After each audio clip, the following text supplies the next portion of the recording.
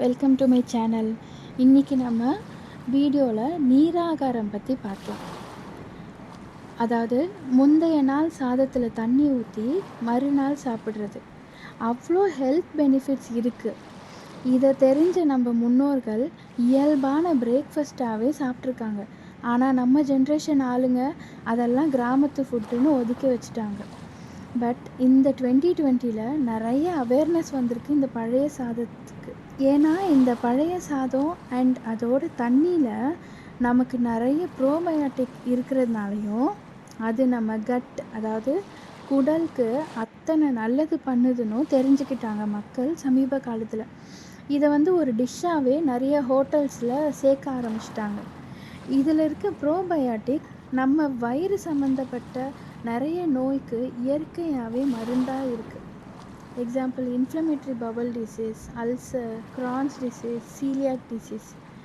இந்த நீர் ஆகாரத்தை நான் சின்ன வயசுல இருந்தே என் அப்பா சொல்லி சாப்பிட்ருக்கேன் நிறையா. மோரோவர் இந்த 90s கிட்ஸு நிறைய பேர் இதை சாப்பிட்ருப்பாங்க.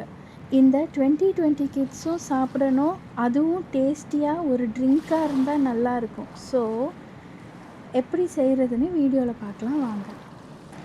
நைட்டு சாதத்தில் கொஞ்சமாக தண்ணி ஊற்றி மறுநாள் காலையில் அதை மிக்ஸி ஜாரில் ட்ரான்ஸ்ஃபர் பண்ணிவிட்டு உங்களுக்கு தேவையான அளவு கர்ட் ஊற்றிட்டு சின்ன துண்டு பச்சை மிளகாய் போட்டுக்கோங்க.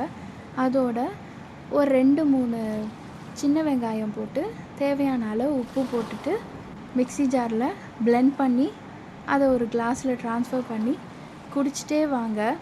ஒரே வாரத்தில் உங்களுக்கு நல்ல டிஃப்ரென்ஸ் தெரியும். உங்களோட வயிறு சம்மந்தப்பட்ட எல்லா பிரச்சனையும் இதால் உங்களுக்கு தீரும்னா இதை செய்யாமலாம் இருப்பீங்க. இதை டெய்லியுமே வெறும் வயிற்றில் குடிச்சிட்டே வாங்க. உங்கள் குழந்தைங்களுக்கும் இதை இன்ட்ரடியூஸ் பண்ணுங்கள். உண்மையாகவே பெஸ்ட்டு ட்ரிங்க் இது தான்.